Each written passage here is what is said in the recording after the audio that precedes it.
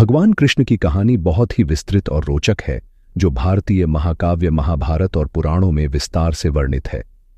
यहाँ उनकी कहानी का एक संक्षिप्त सारांश प्रस्तुत है। जन्म और बाल्यकाल। भगवान कृष्ण का जन्म मथुरा के राजा कंस की जेल में हुआ था। उनके माता पिता वसुदेव और देवकी थे। कंस को भविष्यवाणी मिली थी कि देवकी का 8वां पुत्र उसे मारेगा, इसलिए उसने कृष्ण के जन्म के तुरंत बाद उन्हें मारने का प्रयास किया। लेकिन वसुदेव ने नवजात कृष्ण को यमुना नदी पार कर गोकुल में अपने मित्र नंद और यशोदा के पास पहुंचा दिया। गोकुल और वृंदावन में बाल लीलाएं। गोकुल और वृंदावन में कृष्ण ने अपने बालपन में अनेक लीलाएं की। उन्होंने अपने मित्रों और गोपियों के साथ रासलीला, माखन चोरी और कालिया नाग का दमन जैसे अनेक अद्भुत कारनामे किए।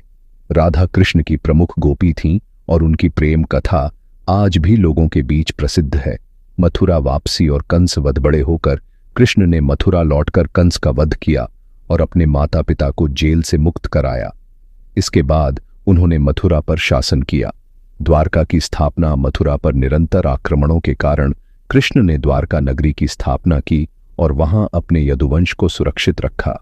महाभारत और गीता का उपदेश। कृष्ण महाभारत के महानायक माने जाते हैं। उन्होंने अर्जुन के सारथी के रूप में कुरुक्षेत्र युद्ध में महत्वपूर्ण भूमिका निभाई। युद्ध के आरंभ में अर्जुन को गीता का उपदेश देकर उनके संदेह दूर किए और धर्म, कर्म और भक्ति का मर्म समझाया। जीवन का अंत। कृष्ण ने अपने जीवन के अंतिम समय में देखा कि यदुवंश में आपसी कलह और लड़ाई बढ़ रही है। उन्होंने देखा कि उनका वंश नष्ट हो रहा है और अंततः अपने द्वारका निवास से प्रभास क्षेत्र में चले गए। वहां एक बहेलिये द्वारा गलती से बाण लगने के कारण उनका देहावसान हुआ।